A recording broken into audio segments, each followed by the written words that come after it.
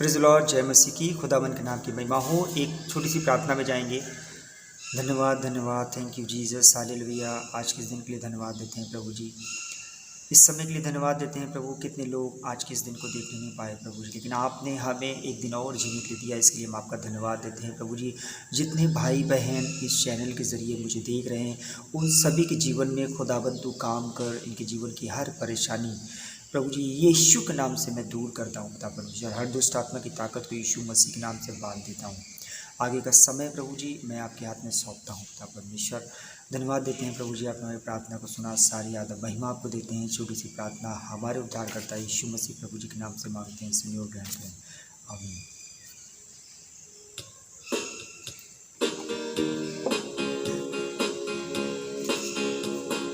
बजता क्यों नहीं रे मन मोर, बजता क्यों नहीं रे मन मोर, यीशु नाम सच्चा नाम। बजता क्यों नहीं रे मन मोर, बजता क्यों नहीं रे मन मोर, यीशु नाम सच्चा नाम। भवसागर से है यदि तरना, दुख संकट से नहीं कुछ डरना। भवसागर से है यदि तरना, दुख संकट से नहीं कुछ डरना। पार करेगा जीवन नैया, पार करेगा जीवन नैया, यीशु नाम सच्चा नाम। बजता क्यों नहीं रे मन मोर, बजता क्यों नहीं रे मन मोर, यीशु नाम सच्चा नाम। हीरो का ये हाट लगा है, चमक दमक का ठाट बना है। हीरो का ये हाट लगा है, चमक दमक का ठाट बना है। सोच समझ कर सौदा कर ले, सोच समझ कर सौदा कर ले, यीशु नाम सच्चा नाम। बजता क्यों नहीं रे मन मोर, बजता क्यों नहीं रे मन मोर, यीशु नाम सच्चा नाम, यीशु नाम सच्चा नाम। मन के कलाम में जाएंगे। यिर्मयाह नबी की पुस्तक 29वां अध्याय 11वीं आयत। क्योंकि यहोवा की ये वाणी है कि जो कल्पनाएं मैं तुम्हारे विषय करता हूँ उन्हें मैं जानता हूँ, वे हानि की नहीं वरन कुशल ही की हैं, और अंत में तुम्हारी आशा पूरी करूँगा। 12वीं आयत कहती है, तब उस समय तुम मुझको पुकारोगे और आकर मुझसे प्रार्थना करोगे और मैं तुम्हारी सुनूंगा। तुम मुझे ढूंढोगे और पाओगे भी, क्योंकि तुम अपने संपूर्ण मन से मेरे पास आओगे। खुदाबंद हमारे और आपके विषय में जो भी कल्पना करता है, हमारा पिता हमारे विषय में भला सोचता है।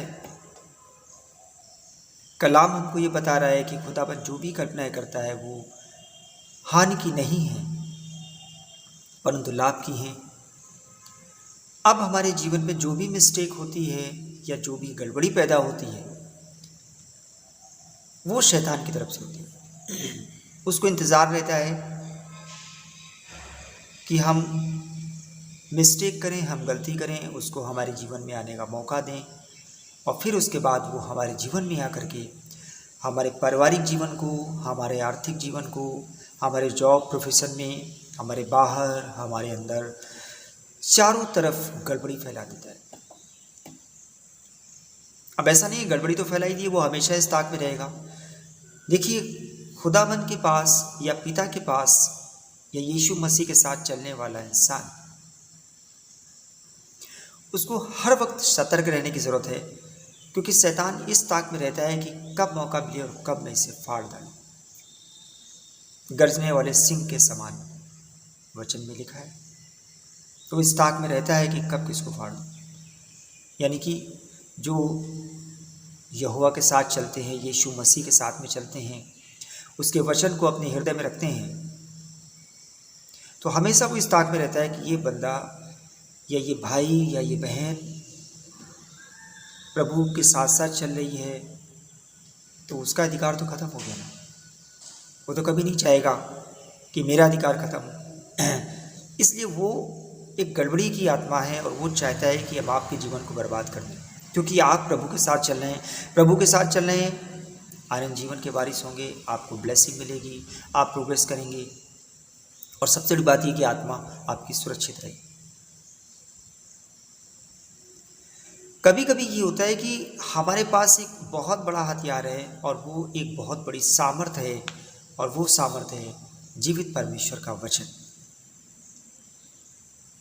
बहुत पावरफुल हथियार हमारे पास है, आपको डरने की जरूरत नहीं।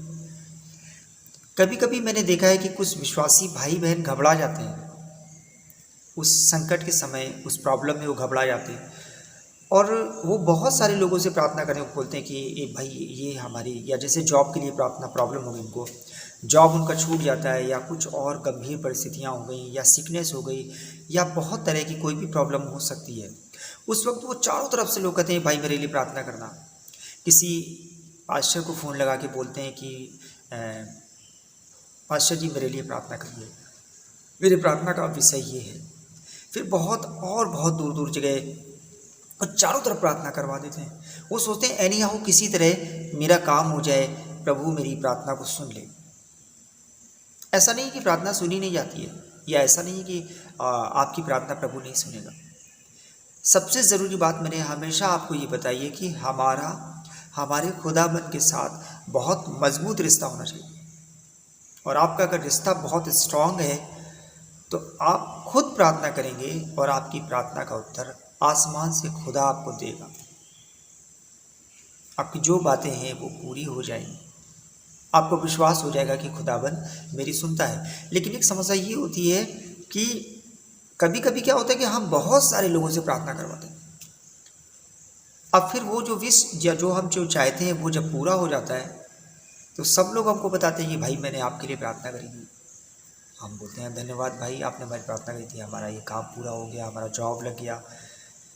बहुत सारे लोग बोलते हैं, लेकिन समस्या ये होती है कि हम नहीं जान पाते कि किसकी प्रार्थना सुनी गई।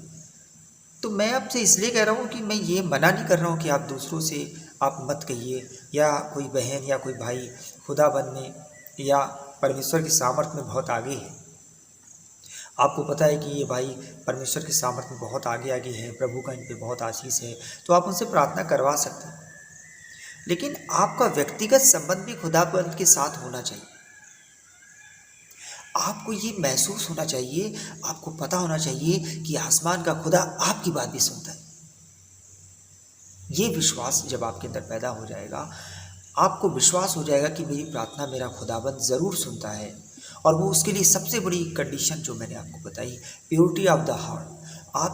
आपका जीवन बहुत साफ सुथरा होना चाहिए, आपका जीवन नीट एंड क्लीन होना चाहिए, कोई डिस्टर्बेंस, कोई गड़बड़ी नहीं होना चाहिए।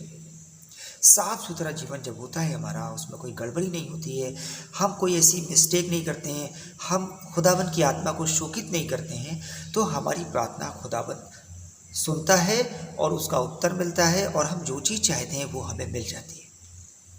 तो जो गड़बड़ी की आत्मा है वो शैतान की तरफ से होती है, और वो सिर्फ गड़बड़ी फैलाती है।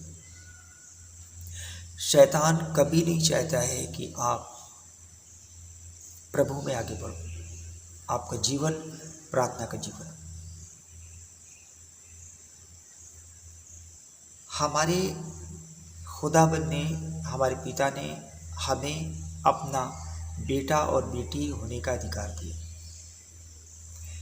एक पुत्र अपने पिता से जिद करके कुछ मांगता है, और कभी कभी इतना जिद कर लेता है कि उसे देना पड़ता है। आप भी तब तक प्रार्थना करिए, तब तक प्रार्थना करिए, इतनी प्रार्थना करिए जब तक आपको मिलना है।